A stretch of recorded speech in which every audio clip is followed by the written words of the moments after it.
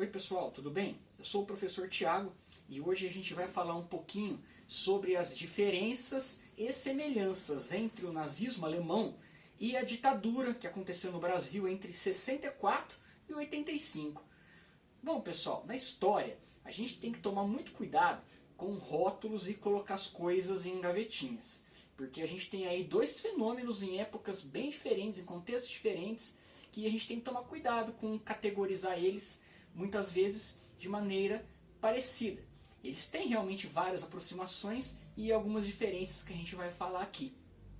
Bom pessoal, uma das principais estudiosas desse assunto é Hannah Arendt, que já falamos dela em outro vídeo. Ela vai categorizar aí o nazismo alemão como sendo um regime totalitário. Mas por que isso, professor?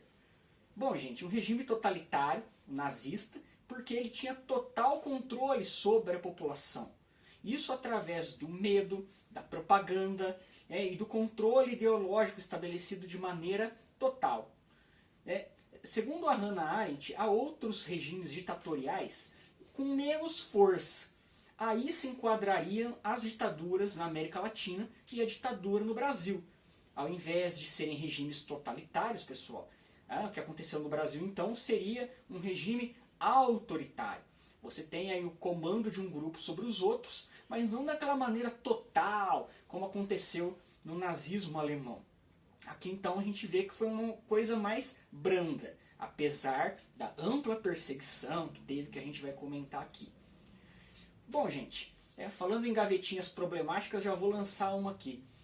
Muito se diz que tanto o nazismo alemão quanto a ditadura no Brasil foram regimes de direita. Né? Isso procede? Bom, gente, muitas vezes sim. Né? Mas o que configura esses regimes como sendo de direita? Bom, pessoal, em se tratando de nazismo alemão, ele foi uma saída da crise de 29 que procurou proteger os interesses da burguesia alemã. Rejeitava o socialismo, rejeitava toda a solução de esquerda. Queria era proteger a burguesia alemã, apesar de criticar a burguesia internacional.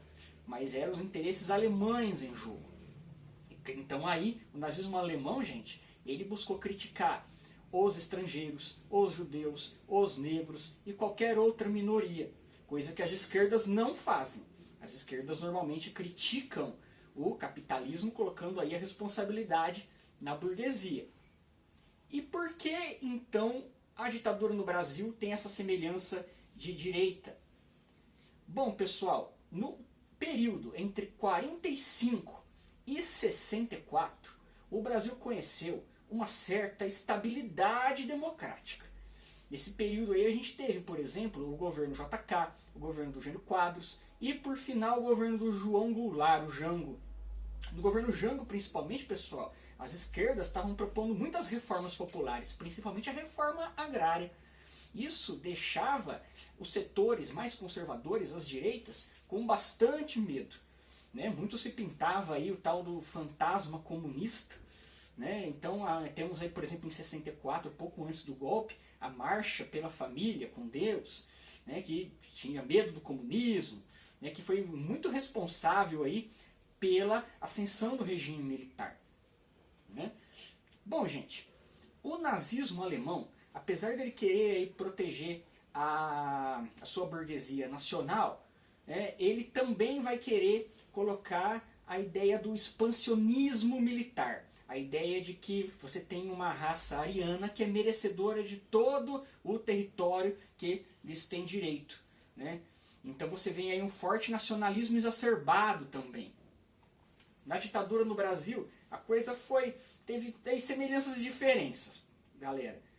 Porque é o seguinte, aqui os militares, eles tinham um nacionalismo que era mais da boca para fora. Porque conforme documentos vazados posteriormente, os Estados Unidos tiveram forte influência no golpe militar, galera. Então, a ditadura no Brasil foi uma marionete dos interesses americanos, como as outras ditaduras na América Latina também foram. Então você não tem aí um nacionalismo realmente na prática, e sim um apelo à bandeira, ao hino, mas na prática a gente teve aí na época da ditadura um grande crescimento do capital estrangeiro no Brasil. Então dá para pontuar aí uma diferença em relação ao nazismo alemão. Bom, outra coisa, pessoal, o nazismo alemão é conhecido pelo seu grande racismo e a questão da superioridade da raça ariana. A perseguição aos judeus, por exemplo, terminou com o Holocausto, a construção dos campos de concentração. E no caso das ditaduras na América Latina e a ditadura no Brasil? Bom, gente, sem dúvida aqui o racismo teve grande papel também, né? Se configurou da maneira, né, específica daqui no Brasil. Mas, pessoal, no Brasil, durante a ditadura militar, a perseguição aos indígenas, aos negros, também foi digna de relato. Foi assustadoramente alta, né? Para construir aí infraestrutura, para expandir o agronegócio. Centenas e milhares de indígenas perderam sua terra, foram mortos, né, conforme documentação vazada posteriormente, né, porque na época essa documentação foi muito dela foi escondida, né, por razões óbvias. Muitos indígenas foram perseguidos pelo Serviço Nacional de Informação na época da ditadura, assim como também pessoas ligadas ao movimento negro. Nessa época, pessoal, da ditadura, se pintava a ideia, né, racista da democracia racial, né? Essa ideia de democracia racial diz que não existe racismo no Brasil, que é todo mundo feliz, não tem problema, né, de racismo aqui. Essa ideia, como a gente também debateu no outro vídeo, é muito preocupante, porque ela impede a gente de analisar o racismo que realmente existe na sociedade. Isso foi muito pintado na época da ditadura militar, né? Então, nas periferias, os negros sofreram bastante violência na época da ditadura. Líderes do movimento negro foram perseguidos e presos, né? Então a gente teve muito essa questão também. Bom, gente, com relação à repressão, né? No caso do nazismo alemão, não havia liberdade nenhuma, né, de imprensa, liberdade de manifestação, né? Ou você era bombardeado constantemente aí com a ideologia nazista, pela propaganda e pelo medo. Já no caso do Brasil, pessoal, a ditadura ela se intensificou bastante em 68, com a promulgação do Ato Institucional número 5, o AI-5, que previa, por exemplo, a cassação dos direitos políticos de qualquer um que fosse acusado, né, de estar aí contra o governo, previa o fechamento do Congresso, né, previa que você não podia fazer manifestação pública, ou previa que jornalistas pudessem ser presos a qualquer momento se fossem aí acusados de também ser contra o governo. É nesse momento no Brasil, galera, que você tem aí o auge da repressão na ditadura, né?